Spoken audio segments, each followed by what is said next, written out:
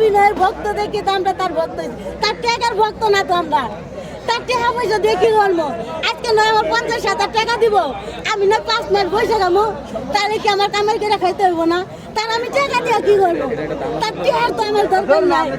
কিন্তু আপনি ডিপজল সাহেবের যে ভক্ত হলেন, মানে কিসের জন্য ভক্ত হয়েছেন তার? মানে তার কোন বিষয়টা থেকে আপনি ভক্ত একটা হয়েছেন? ছবি আম্মাচান করছে, আবার ওই যে আগুনে কাজের মানুষ ভাই ওর মারে আর বইনারে পিড়ালায় আগুনে কত কষ্টটা করে, আবার একজনের ডেলিভারি হয় মারে মাথাত করে খাতাত করে লয়ে যায় ডেলিভারি করতে, বৃষ্টি মধ্যে ভিজা আদান দে আল্লাহ একবার কয়া। তার এই হিস্টোরিটা আমার কলেজের ভিতরে লাগে ধরে, এই হিস্টোরি লাগে তো আমি আর পাগল হয়ে গেছি। আমি আজ পর্যন্ত আমার বাবা মার আমি কষ্ট দেয়নি, হ্যাঁ কাহিনীর ছবিটি যখন আমি দিই আমার আরেকটা ব্যাপার, সেটা হলো যে আপনার সন্তান বেশ বড়, তাকেও তো মানুষ করতে হবে। কিন্তু আপনি একটা যার ফ্যান, আপনি তার পিছনে পড়ে থাকলে তো আর হবে না। সন্তানকে কিভাবে মানুষ করবেন, মানে এই ব্যাপারটা আপনার কাছে আমি আমার সন্তানকে মানুষ করতেছি তো।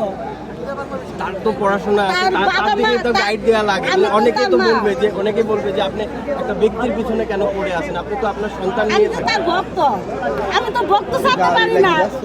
আমি সন্তান স্বামী সব ফেলাই দিয়ে পারি, আমার স্বামী ধরে ধরে মারে, তাও তো আমার স্বামী আমার রাখতে পারে না।